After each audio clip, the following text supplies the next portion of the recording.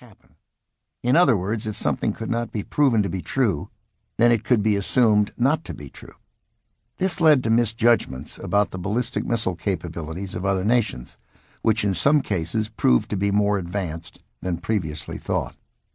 The idea of known and unknown unknowns recognizes that the information those in positions of responsibility in government, as well as in other human endeavors, have at their disposal is almost always incomplete. It emphasizes the importance of intellectual humility, a valuable attribute in decision-making and in formulating strategy. It is difficult to accept, to know that there may be important unknowns.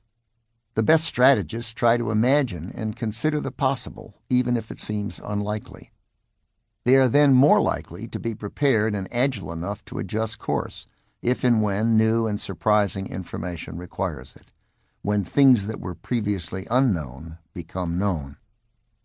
I also encountered this concept in Thomas Schelling's foreword to Roberta Wohlstetter's book, Pearl Harbor, Warning and Decision, in which Schelling identified the poverty of expectations as the primary explanation for America's inability to anticipate and thwart the Japanese attack on Hawaii. Schelling's message was as clear as it was prescient. We needed to prepare for the likelihood that we would be attacked by an unanticipated foe in ways that we may not imagine. Going back in history, the influential 19th century German military theorist Karl von Clausewitz emphasized the challenges of dealing with incomplete or faulty intelligence and the inevitability of surprise. Some with an interest in philosophy have made note of a line attributed to Socrates, "I neither know nor think that I know." This has been interpreted to mean that the beginning of wisdom is the realization of how little one truly knows. One known unknown for me was how to write a book. I had never tried to do so before.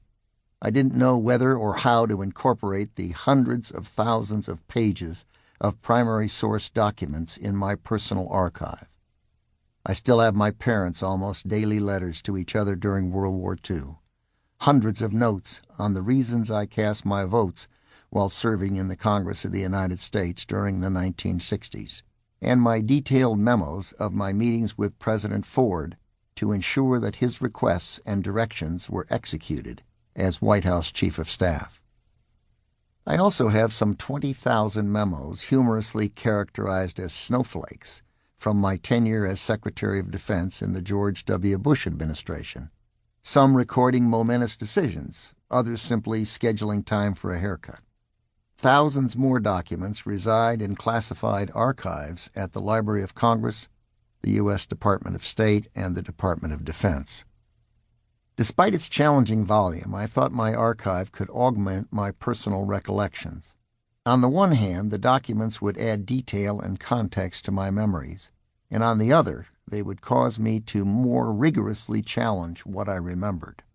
A portion of my archive will be available in digital form on my website, www.rumsfeld.com, which accompanies and supports this memoir. I have also released and will continue to release additional documents not directly cited in this book, but of historical interest nonetheless. My life has spanned more than 1/3 of the history of the United States. As I thought more about this memoir and a title, the idea of the known and unknown seemed to fit. Not only are there things in this book people believe they know about my life, but there are also things that may surprise and differ from what many may have read or heard or assumed. The same holds true about many of the events I observed, from my years in Congress during the Civil Rights struggle and in the Vietnam War, through the Cold War and my service as Secretary of Defense during the age of terrorism. The known and the unknown are what I have attempted to present in this memoir, that slice of our amazing country's history of which I have been privileged to be a part. Part 1. Lessons in Terror.